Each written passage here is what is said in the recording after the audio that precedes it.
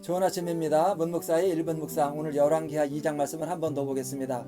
성령의 능력을 입은 엘리사의 사역 두 가지가 소개되고 있습니다.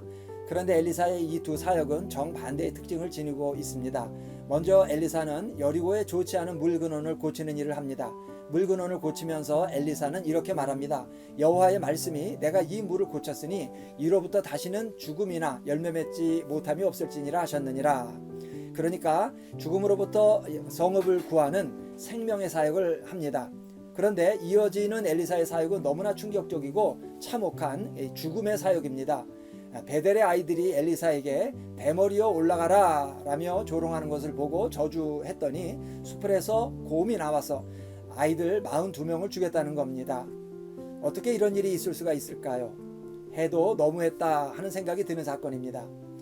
여러분, 이것은 엘리사가 철 모르는 아이들이 자기를 놀렸다 해서 홧김에 아이들을 죽인 충동적인 학살 사건이 아닙니다. 우선 작은 아이들이라는 말, 히브리어 나림이라는 말은 유년의 아이들을 말하는 것이 아니라 젊은이들, 청년들을 가리킵니다. 그러니까 어린아이들의 철 모르는 장난이 아닌 겁니다.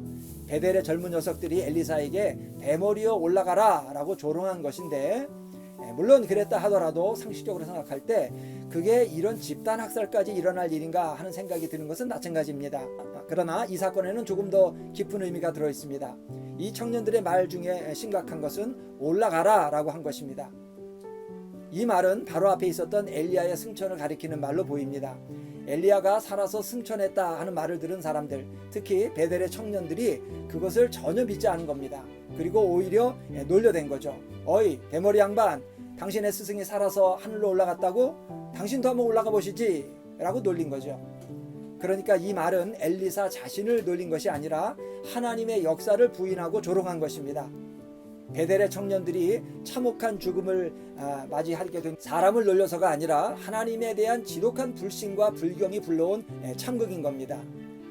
그리고 오늘 이런 충격적인 사건이 일어난 것이 베델이라는 점도 간과할 수 없을 것 같습니다. 베델은 과거 여로보암이 백성들이 남한국 유다로 이탈하는 것을 막기 위해서 우상의 제단을 세웠던 성읍입니다. 그러니까 북왕국의 우상의 센터 같은 곳이죠. 예전에 여호수아는 여리고성을 점령하고 나서 다시는 이 성을 재건하지 말라고 엄하게 경고했습니다. 그런데 아합 왕 때 여호수아의 말을 거역하고 여리고성을 재건한 히엘이라는 사람이 있었는데 그 히엘이 베델 출신입니다. 이게 우연일까요? 그런 것 같지 않습니다.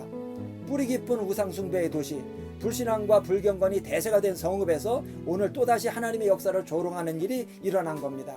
그리고 그 결과는 너무나도 충격적이고 참혹한 것이었습니다. 이런 일이 지금은 없을까요? 오히려 더 심하지 않나요? 그 잘난 과학기술과 지식을 앞세워서 하나님을 부인하고 도전하고 경멸합니다. 물질과 쾌락을 쫓느라 정신이 없습니다. 이 세상이 바로 21세기 베델 같습니다. 두려운 일입니다.